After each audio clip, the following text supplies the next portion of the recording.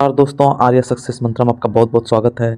Current affairs का एक topic के बारे में जो कि हम लोग डिटेल से डिस्कस करेंगे। लैब ग्राउंड डायमंड्स मतलब कि लैब में, प्रयोगशाला में डायमंड का विकसित करना, यानी इसी के बारे में हम लोग पूरा डिटेल से जानेंगे। तो चलिए क्या है, तो इसी के बारे में जानते हैं। अगर आपको यह सेशन पसंद आए तो आप वीडियो को ज़रूर लाइक कीजिए, सब्सक्राइब कीजिए और लोगों को शेयर कीजिए ताकि ज़्यादा से ज़्यादा लोग इस चैनल से जुड़ सके। तो यानी लैब ग्राउंड डायमंड्स मतलब हुआ यानी प्रयोगशाला में विकसित किया गया डायमंड। तो उसी के बारे में पढ़ेंगे। इसका चर्चा हाल ही में बजट में किया गया है, इसीलिए इसी के बारे में चलिए जानते हैं। तो बोला कि अपने भाषण के दौरान जो है निर्मला सीतारमण यानी जो कि हमारा वित्त मंत्री है, उसने लैब में तैयार होने वाला हीरा, ठीक, हीरा के विकसित होने के लिए नई विकास के लिए एक नई घोषणा की है। निर्मला सीतारमण ने अपने बजट भाषण के दौरान लैब में तैयार होने वाले हीरा का जो डेवलपमेंट होगा, विकास होगा, ग्रोन किया जाएगा, उसकी नई घोषणा की है। वित्त मंत्री ने कहा है कि लैब ग्रोन डायमंड विकास में होने वाले उपयोग बीज यानी सीड्स सीड्स के रूप में याद रखना कि डायमंड में सीड्स ग्रेफाइट का यूज होता है। सीड्स के रूप में किसका यूज होता है? ग्रेफाइट। तो इन पर सीमा शुल्क कम किया जाएगा, यानी ये जो सीड्स यानी बीज यानी जो सीड्स का उपयोग किया जाएगा डायमंड बनाने में, तो उसमें उस पर जो सीमा शुल्क होगा उसको कम कर दिया, यानी सीड्स के रूप में किसका उपयोग किया जाता है? तो ग्रेफाइट। साथ ही देश के किसी एक आईआईटी संस्थान को इसके रिसर्च एंड डेवलपमेंट के लिए अनुदान भी प्रदान किया जाएगा। तो लैब, सबसे अब जानते हैं कि लैब ग्रोन डायमंड्स होता क्या है, मेन तो वही ना है। तो चलिए जानते हैं इसी के बारे में, लैब ग्रोन डायमंड है क्या।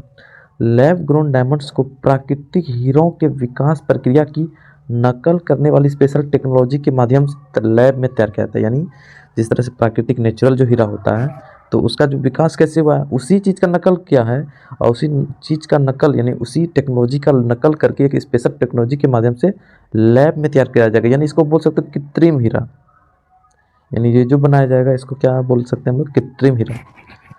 इसके निर्माण में उपयोग होने वाले सीड्स के रूप में अक्सर ग्रेफाइट का इस्तेमाल किया जाता है। यह पर्यावरण के अनुकूल हीरा होता है, और यह कैसा होता है? तो पर्यावरण के अनुकूल, जिसमें ऑप्टिकली और केमिकली रूप में प्राकृतिक हीरों के समान ही गुण होता है। यानी हीरा का जो गुण होगा वो प्राकृतिक हीरा के समान ही होता है, यानी सेम होता है। लेकिन इसको विकसित कहाँ किया जाएगा? लैब में, यानी प्रयोगशाला। लैब ग्रोन डायमंड्स बनाने की विधि क्या है, तो इसके बारे में जानते हैं कि लैब में विकसित हीरे दो प्रक्रिया द्वारा बनाई जाती है। एक होता है हाई प्रेशर हाई टेम्परेचर यानी HPHT, high pressure high temperature, जिसका उपयोग चीन में किया जाता है। तो हाई प्रेशर हाई टेम्परेचर का उपयोग कहाँ किया जाता है? चीन में। और रासायनिक वाष्प जमाव, दूसरा है रासायनिक केमिकल वेपर जमाव, यानी रासायनिक वाष्प जमाव के द्वारा डेंस, तो जिसका उपयोग USA और भारत में किया जाता है। और इसी का उपयोग देखिए याद रखना है कि दो प्रकार का एक विधि है हीरा को डेवलप विकसित करने के लिए। तो पहला क्या है? High pressure high temperature. दूसरा है रासायनिक वाष्प जमाव, वाष्प को जमा करके रासायनिक केमिकल मेथड से। इसी का उपयोग कहाँ किया जाएगा? भारत में। तो भारत और USA में भी किया जाता है। उच्च दाब और उच्च ताप इन्हें बनाने की समान प्रक्रिया है, जिसमें उच्च ताप कम से कम 1500 डिग्री सेल्सियस, कम से कम कितना होना चाहिए? 1500 डिग्री सेल्सियस पर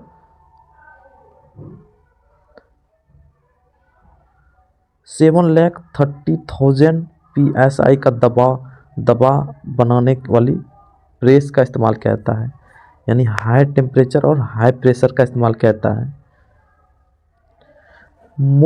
मोइसैनाइट, क्यूबिक जिरकोनिया, सफ़ेद नीलम, YAG आदि जैसे मटेरियल डायमंड सिमुलेट हैं जो केवल हीरे की तरह दिखते हैं, और उसमें हीरे की चमक और अस्थायित्व की कमी होती है। हीरे की तरह ही चमक होता है किसमें? तो मोइसैनाइट और क्यूबिक जिरकोनिया में, सफ़ेद नीलम में, YAG में आदि जैसे मटेरियल जो है ना डायमंड सिमुलेट होता है।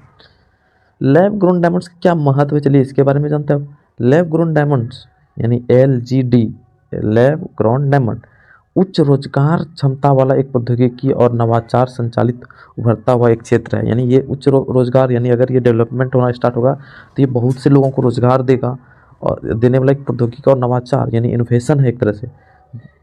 सरकार इसके आयात को कम करने के उद्देश्य से इस पहल को महत्व दे रही है। साथ ही प्रयोगशाला में विकसित हीरों के स्वदेशी उत्पादन को भी बढ़ावा देगा, प्रोत्साहन मिलेगा। यानी स्वदेश में इसका उत्पादन होगा तो इसके में प्रोत्साहन मिलेगी। प्राकृतिक हीरों के बाद अब लैब में निर्माण होने वाले हीरों का बाजार तेज़ी से बढ़ रहा है। अब जो है प्राकृतिक हीरा के बाद जो है अब लैब में जो निर्मित होता है हीरा, उसका भी मार्केट अब बहुत तेज़ी से बढ़ रहा है। इसलिए इस उद्योग को बढ़ाने के लिए प्लेटफॉर्म तैयार करना ज़रूरी है। LGD यानी लैब ग्रोन डायमंड में प्राकृतिक हीरों के समान मूल गुण होता है, यानी मूल गुण है वो एकदम सेम होता है, जिसमें उनका ऑप्टिकल फैलाव भी शामिल है और जो उन्हें सिग्नेचर डायमंड सीन प्रदान करता है।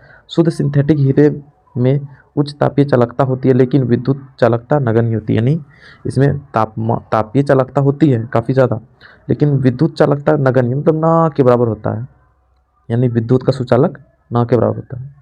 लैब ग्रोन डायमंड्स का उपयोग क्या है उसके बारे में जानना है।